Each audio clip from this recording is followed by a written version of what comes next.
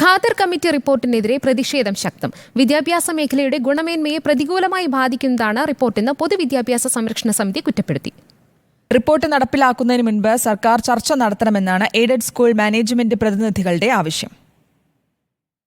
School സമയക്രമം മാറ്റുക, aided സ്കൂളിലെ അധ്യാപക നിയമനം PSCക്ക് വിടുക, കുട്ടികളില്ലാത്ത സ്കൂളുകൾ അടച്ചുപൂട്ടുക തുടങ്ങി ഖാദർ കമ്മിറ്റി റിപ്പോർട്ടിലെ നിർദ്ദേശങ്ങൾ പൊതുവിദ്യാഭ്യാസത്തെ തകർക്കുമെന്നാണ് പ്രതിപക്ഷ സംഘടനകൾ ആരോപിക്കുന്നത്.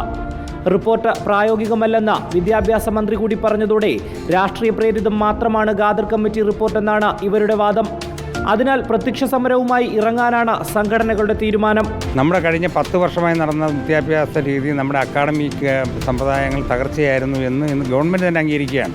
അപ്പോൾ അതിനേക്കാൾ വലിയൊരു തകർച്ചയിലേക്ക് കേരളത്തിലെ പൊതുവിദ്യാഭ്യാസം കൊണ്ടുപോകുന്നതിനും അൺഎയ്ഡഡ് മേഖലയെ ശക്തിപ്പെടുത്തുന്നതിനും വേണ്ടി മാത്രമാണ് ഈ റിപ്പോർട്ട് നടപ്പിലാക്കിയാൽ കേരളത്തിൽ ഇനി ഒരു കുട്ടിയും പൊതുവിദ്യാലയത്തിലേക്ക് വരാത്തൊരവസ്ഥ ഈ റിപ്പോർട്ട് നടപ്പിലാക്കി വരുമെന്നാണ് ഞങ്ങൾ ആശങ്കപ്പെടുന്നത്. കേരളത്തിലെ പൊതുവിദ്യാഭ്യാസ മേഖലയെ തകർക്കുന്നതാണ് ഖാദർ കമ്മിറ്റി റിപ്പോർട്ടെന്നാണ് സംഘടനകൾ പറയുന്നത്. സംസ്ഥാന സർക്കാരിൻ്റെ പ്രഖ്യാപിത നയങ്ങൾക്ക് വിരുദ്ധമാണ് റിപ്പോർട്ടിലെ നിർദ്ദേശങ്ങളിൽ പലതും. 2009 വിദ്യാഭ്യാസ അവകാശ നിയമത്തെ അട്ടിമറിക്കുന്നതാണെന്നും ആക്ഷേപമുണ്ട്. ഖാദർ കമ്മിറ്റി റിപ്പോർട്ട് മന്ത്രിസഭാ യോഗം അംഗീകരിച്ചതു മുതൽ വലിയ പ്രതിഷേധമാണ് ഉയരുന്നത്.